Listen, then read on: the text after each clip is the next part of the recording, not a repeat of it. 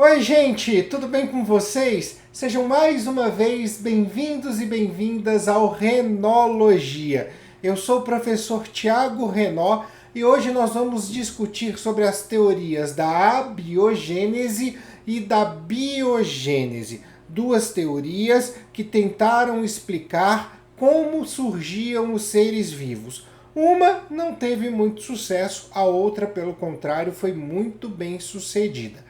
Antes da gente começar, aquele ritual padrão do começo de cada um dos nossos vídeos. Se você é novo ou é nova por aqui, seja bem-vindo, seja bem-vinda. Aproveita, inscreva-se no canal, ative o sininho das notificações, deixa o like aí para ajudar o canal a crescer.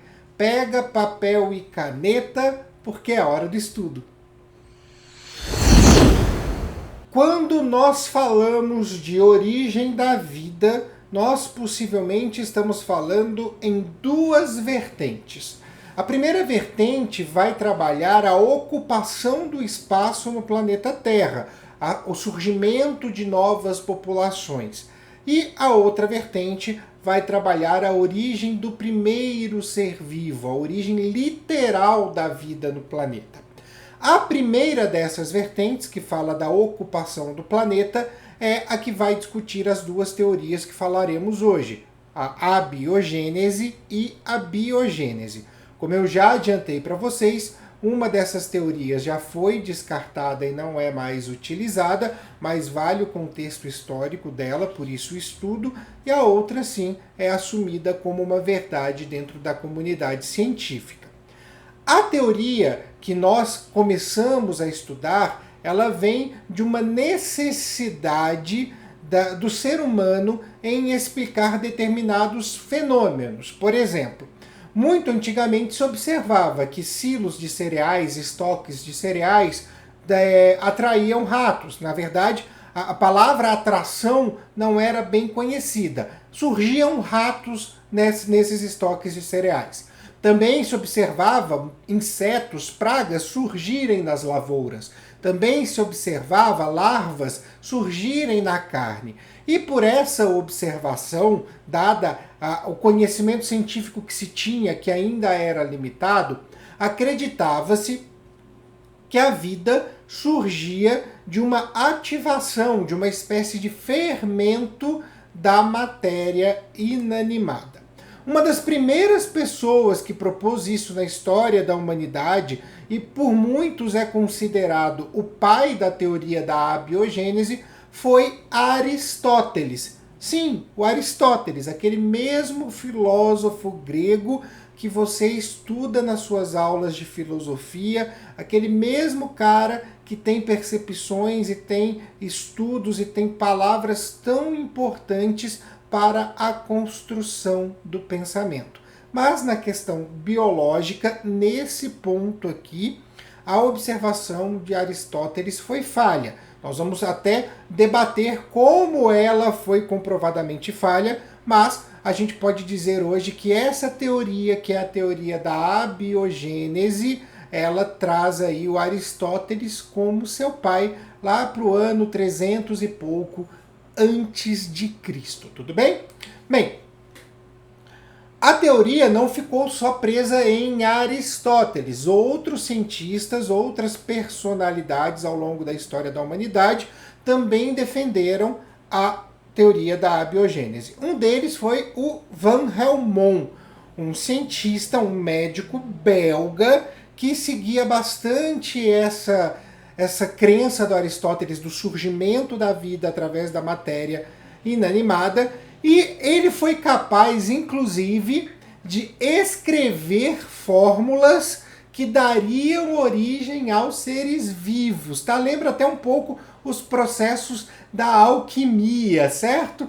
Mas não é bem o que acontecia. Porém, o Van Helmont conseguiu trazer aí essas receitinhas para se gerar seres vivos. Entre essas receitas, as mais famosas que a gente pode citar, por exemplo, é você colocar um vaso com trigo, fermento e uma camisa suja, preferencialmente feminina, porque se você tivesse isso e essa camisa cobrindo todo o recipiente, você teria lá o surgimento de um ninho de ratos. Ele não pensava que, se você pudesse observar aquele vaso durante as 24 horas de um dia, você observaria a rata-mãe chegando e formando seu ninho com aquilo que foi construído. Mas acreditava-se, assim como não tinha essa vigilância plena, que a mistura dessas matérias seria capaz de gerar ratos. Outra fórmula que ele traz é que quando você triturava manjericão e colocava em buracos de tijolos, aquilo também se viraria escorpiões. Mal sabia ele que o buraco do tijolo, por ser escuro, por reter umidade, ainda mais depois que você triturou um manjericãozinho, né, vai atrair o escorpião. Mais uma vez a gente fala, eles não observavam aquilo 24 horas por dia, deixavam lá o sistema e de repente, tava lá o rato, tava lá o escorpião. Tá? Mas se usava muito essa ideia de que algumas matérias inanimadas eram utilizadas como fermento para a produção de vida. Só que aí chegou no século XVII e um cientista italiano conhecido como Francesco Redi, realmente quebrou a banca e mudou todo o pensamento que a teoria da abiogênese trazia. O Francesco Redi, tentando investigar o surgimento da vida, como a vida como ela se originava, ele resolveu fazer um experimento. Ele fez um experimento que levou em conta 3 frascos. Alguns livros falam só daquilo que foi realmente testado, tá? Mas ele usou, na verdade, se a gente for pegar o resumo da obra, 3 frascos. Por quê? Porque ele fez esse experimento em 2 etapas. Na primeira etapa, ele tampou o frasco e botou um pedaço de carne dentro e o outro ele deixou aberto. Passou um tempo, ele percebeu que o frasco que estava completamente tampado não apodrecia, não gerava larvas de moscas, mas o vaso, né, o frasco que estava aberto, gerava larvas de mosca na carne. Só que ele mesmo já se colocou um contraponto.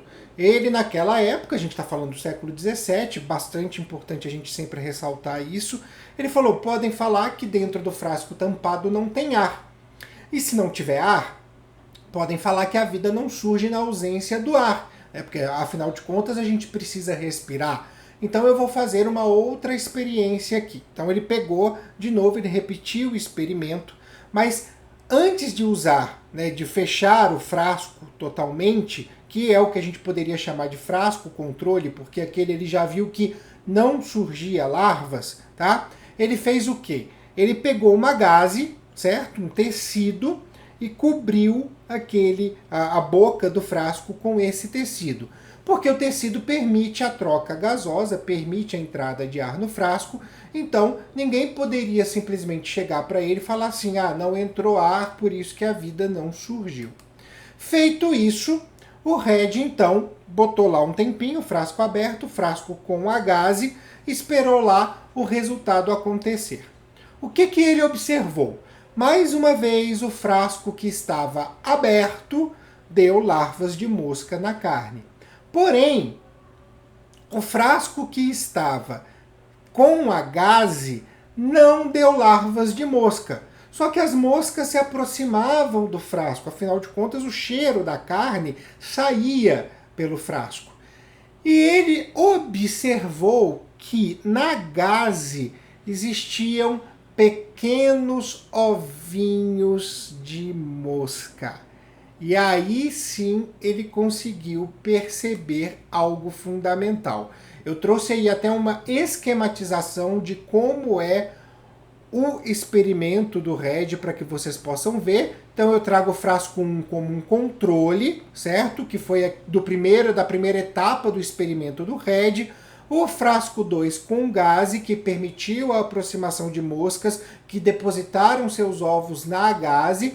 E o frasco 3 que simplesmente teve os ovos das moscas depositados na carne e então se desenvolveram em larvas e posteriormente em pupas. Dessa forma, o Francesco Redi, ele se tornou o pai da teoria da biogênese, certo? A biogênese é não vida, biogênese é aquela que depende da vida. E concluiu que só poderia surgir vida de uma vida pré-existente. Basicamente, o que ele disse foi: gente, presta atenção, os seres vivos se reproduzem. Só que os experimentos de Redi, o trabalho de Redi, não foi suficiente para acabar definitivamente com a permeabilidade da teoria da abiogênese na sociedade. Demoraram aí praticamente 2 séculos para que isso acontecesse. Isso só ocorreu no século XIX. E quem fez isso? Quem fez isso foi o francês muito conhecido por todo mundo, o Louis Pasteur, tá? Que fez um experimento que reforçou, comprovou a teoria da biogênese que foi criada lá por Redi, e esse experimento não deixou dúvidas na comunidade científica de que só poderia haver vida se ela viesse de uma vida pré-existente. O que consistia o experimento do Pasteur? Ele preparou um caldo nutritivo à base de carne, tá? Então com bastante nutriente, e colocou em frascos. Esses frascos, que a gente chama de frasco de pescoço de cisne, eles têm um nome proposital porque na boca do frasco o Pasteur aqueceu, né, essa boca, e ele esticou essa boca fazendo uma curva, formando literalmente uma estrutura que parecia um pescoço de cisne. Dessa maneira, o ambiente externo perdia o contato com o ambiente interno, deixando aquele caldo nutritivo isolado dentro do sistema criado pelo frasco. Uma vez que o Pasteur fez isso, tá, ele deixou lá, percebeu que não havia alteração nos compostos lá dentro, nos caldos nutritivos dentro dos frascos, e aí ele escolheu alguns para poder quebrar a boca, quebrar o gargalo e permitir que o caldo entrasse em contato com o ar atmosférico. Quando isso aconteceu, passando um pouco de tempo, ele percebeu que o caldo que estava em contato com o ar atmosférico, ou seja, com o ambiente externo, apresentava proliferação de micro-organismos. E dessa maneira ele pôde comprovar que quando o caldo tinha contato com vida, mesmo que microscópica, externa, ele servia de nutriente para que aquela vida fizesse então a sua reprodução, comprovando então a teoria criada por Francesco Redi. E aí a gente está falando só do Pasteur, né? Um cara que tinha feito uma série de experimentos, não só esse, tá? Um cara que criou o processo de pasteurização que é usado até hoje na indústria alimentícia. E aí não houve dúvida. A teoria da biogênese foi completamente aceita, unanimidade nessa aceitação pela comunidade científica, e a teoria da abiogênese ficou para escanteio. Se a gente observar então a esquematização do experimento de Pasteur, nós vamos ver exatamente isso. Preparação do caldo, ferve-se aquele sistema para matar tudo quanto é bicho que esteja nesse caldo, tá? Ferveu o caldo, matou os bichos e aí deixou o ambiente, o sistema isolado. Quando o sistema está isolado, não tem contaminação. Na hora que se abre o sistema e ele entra em contato com o ar atmosférico externo, a gente mostra a contaminação. E aí, dessa maneira, sem nenhum questionamento, sem nenhuma prova que pudesse refutar, os experimentos de Redi e Pasteur juntos formaram então o pensamento da comunidade científica, que é até os dias de hoje levado em consideração. Beleza? Bem, esse vídeo então trata desta vertente de origem da vida, falando da teoria da abiogênese e da teoria da biogênese. Nós ainda falaremos da outra vertente, que é a vertente do surgimento da vida no planeta, o ser vivo original. Mas antes de eu me despedir deste momento, lembro a vocês das nossas redes sociais, @renologia no Twitter, no Instagram e também no TikTok, sempre com mais conteúdo para você. Lembro também a vocês que nós temos o nosso podcast, o Articulando Renologia, que está presente aqui no YouTube, mas se você quiser ouvir só o áudio, afinal de contas a gente está falando de um podcast, você pode acompanhar pelo Google Podcast e também pelo Spotify, que eu deixo aqui na descrição do vídeo o link para você. E é claro, né, por fim, a nossa Twitch lá na roxinha, o Renologia na Twitch, com lives de algumas jogatinas, mas nosso produto principal na Twitch é toda sexta-feira às 18 horas a escrita ao vivo de um livro didático com a contribuição de vocês, beleza? Bem, é isso, eu vou ficando por aqui, deixo aqui o meu grande beijo a todos e a todas e até a próxima!